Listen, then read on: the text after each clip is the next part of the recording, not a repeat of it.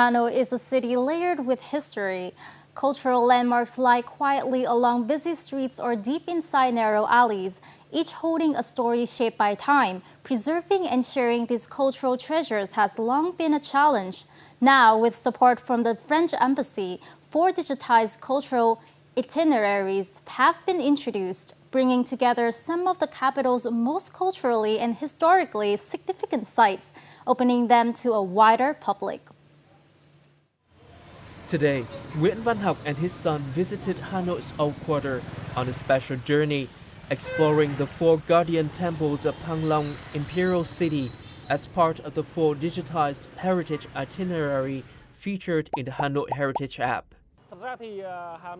Hanoi's 36 streets hide many heritage ties deep inside narrow alleys. Walking only the main street is difficult to imagine or fully understand them, even with books or reference.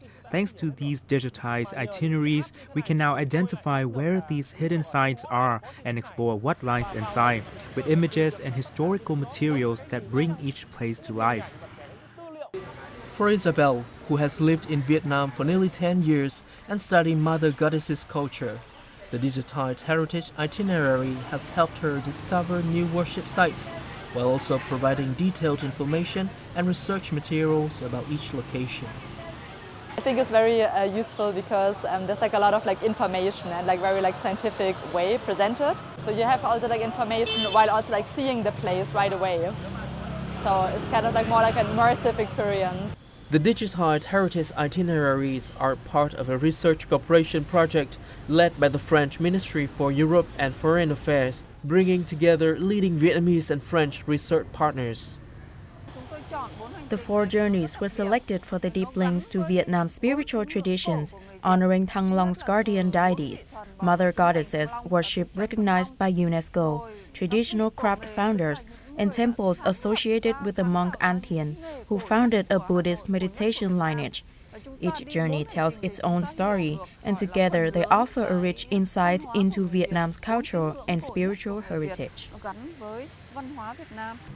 Each stop is presented as a complete digital profile, combining scholarly descriptions, historical and contemporary visuals, key documents, and architectural plans, all integrated into maps, QR codes, and the Hanoi Heritage app. This project successfully combines heritage with technology, enhancing training, research, and policy development. Hanoi's values paired with innovation will lead to greater success ahead. The Hanoi Heritage Itinerary offers a new way of seeing the capital, presenting the city as a living museum where heritage moves beyond books to come alive, tell stories, and engage with people. As part of ongoing Franco-Vietnamese cultural cooperation, a new heritage itinerary project is bringing Hanoi's hidden monuments closer to the public through digital technology.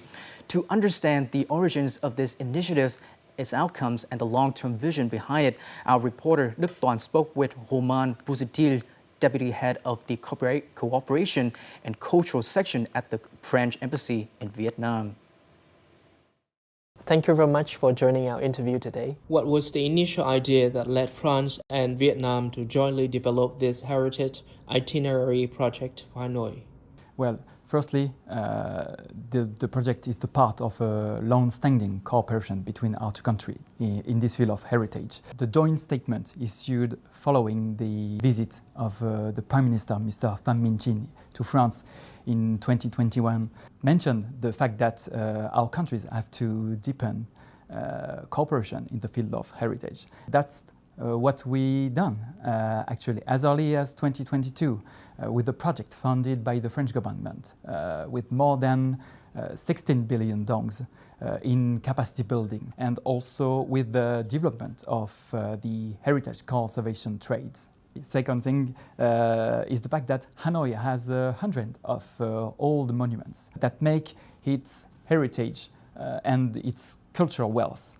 And most of them are in the end of alleys. And it is common also to suddenly find yourself in front of an old Buddhist shrine the Vietnamese authorities made heritage a priority of their politics, as evidenced by the election of Vietnam in the UNESCO World Heritage Committee. What added value does Franco-Vietnamese cooperation bring to digitizing and standardizing sources such as Han Nom text, steles, maps, and archival images? This is an important question. First, about the preservation, since precisely on the example of the stele, we are talking about stelae that have several hundred years of existence, which can suffer damages with the time, or even in vernacular language, a few experts can decipher now. Digitized works allow the widest possible dissemination and greatly facilitate, I think, research for interested publics, whether you're a student or researcher.